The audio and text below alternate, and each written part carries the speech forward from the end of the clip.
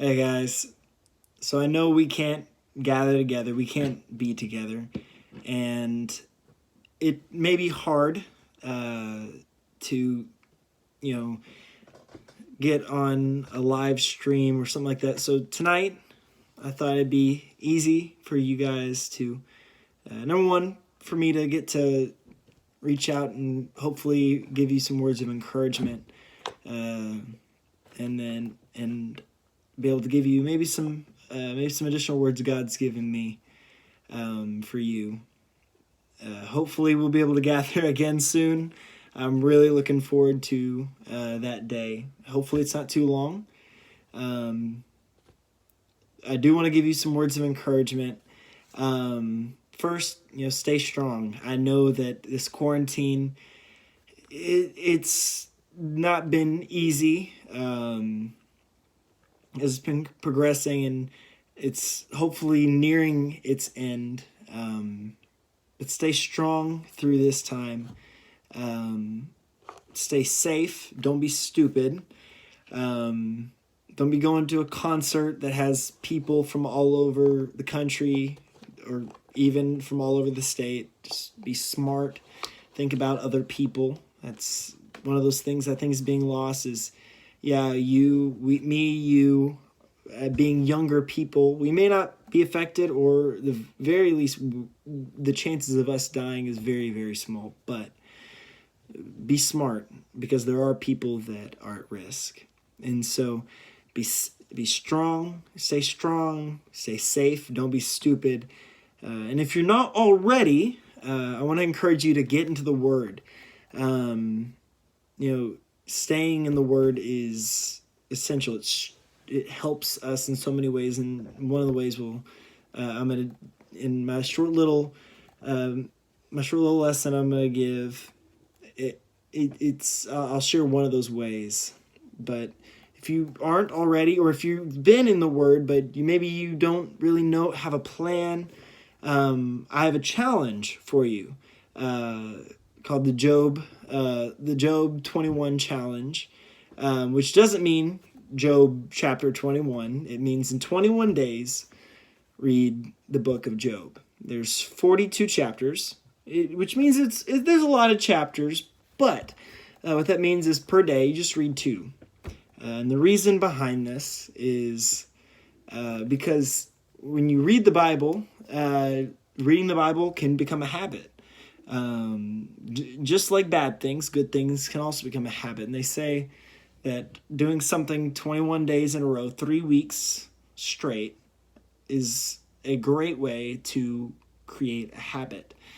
And so with that, 42 chapters, read 2 a day, go through the book of Job. It's a very interesting book, a lot of dialogue, which means that means that there's it's a lot of talking, and it wrestles with some questions that you may be having in this time. So I want to challenge you to read that. And so with that, the little lesson I want to give tonight, not very long, as you can probably tell by how much time's left in the video, is that it's about what most of us are probably struggling with. I know this year, not just this time of the pandemic, but this whole year, 2020, has brought out and made worse some people's anxiety or depression. I know for me personally, it's affected me big time in that way. And so with anxiety and depression being some of the biggest attackers on our minds,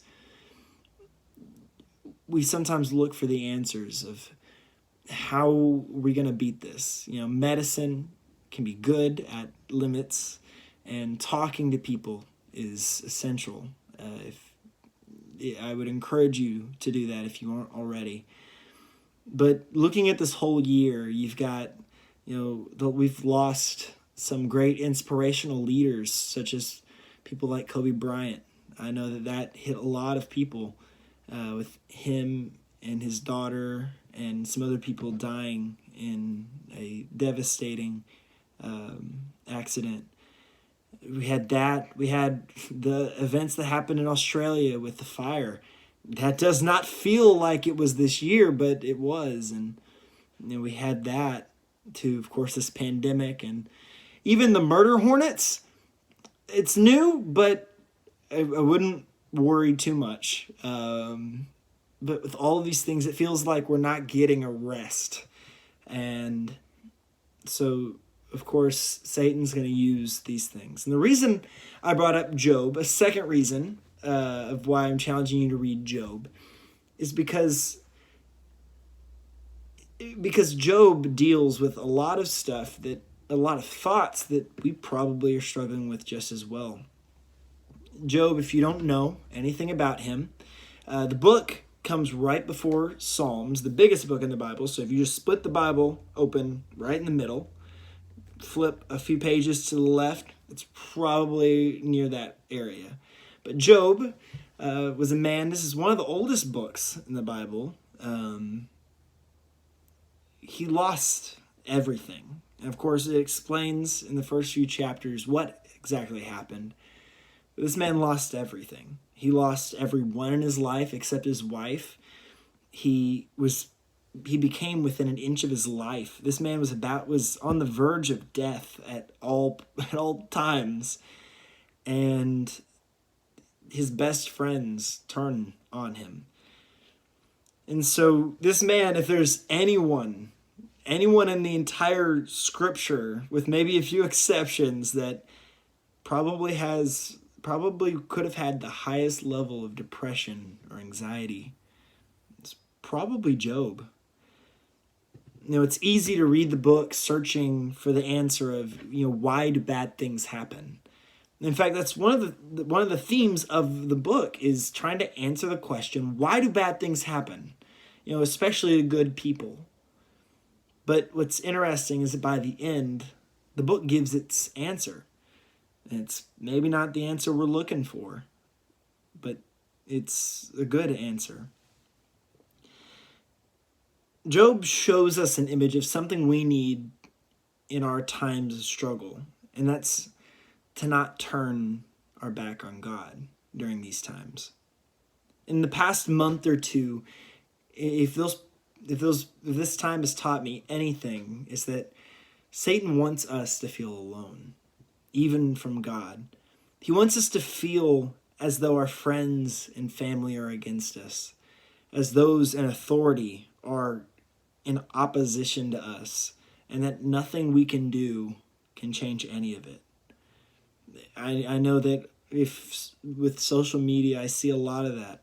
A lot of everyone, we're just feeling like the world is against us, especially as teenagers. I know that we feel a lot like, you feel a lot like the world is against us.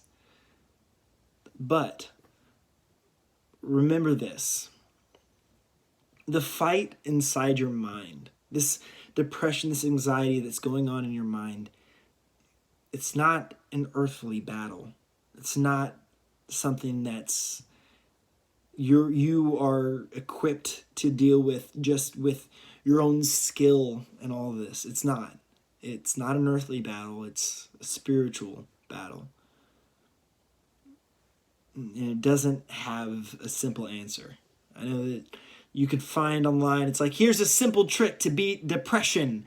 And many of us could just straight laugh at that, because there's not a simple answer. Through this time, cling to God and know you're not alone. This spiritual battle, we don't have to do it alone. In fact, one of the greatest keys to fighting depression and anxiety is to not do it alone. We do it alone and we give the attacker power. I'll leave y'all with this verse that's been popping up in my life in different areas for the last week or so. And it's Isaiah 41:10. If you want to pause the video and open to the scripture, it's Isaiah 41:10. What it says is, do not fear, for I am with you. Do not be afraid, for I am your God. I will strengthen you. I will help you. I will hold on to you with my righteous right hand. This is God talking to Israel, talking to us in a way, because we are his children. He's saying, do not fear. Don't let these things overtake you. I know it's hard, but I am going to strengthen you. I will help you. And I know that the hardest part about that is that we don't see God move a lot of the time. Even when we can't see what God is doing, he is working. Satan uses this isolation from knowing God's plan. He uses this quiet time against us. But we can know that God is always working. He's always working for us, even if we can't see it. There's not a simple answer to anxiety or depression. But if we cling to God and stay in his word, we can also have hope. Hope that one day God will work something out, and he is working something out. That we may not beat this, especially if we're alone, but in the end, God defeats it all. So, hold on to each other. Don't fight things alone. Talk to someone if you're struggling with anxiety or depression. I know it's hard. Trust me. It's been hard for me. Cling to others. Cling to God. Stay in his word. So I hope that maybe this helps a little bit. At least hopefully this encourages you. So hopefully pretty soon we can start having I can share out like when we'll be able to meet again in person. I'm excited for that day. But have a great night. If you have any questions, or if you just want to talk, if you don't have my number, it's 501-283-2964.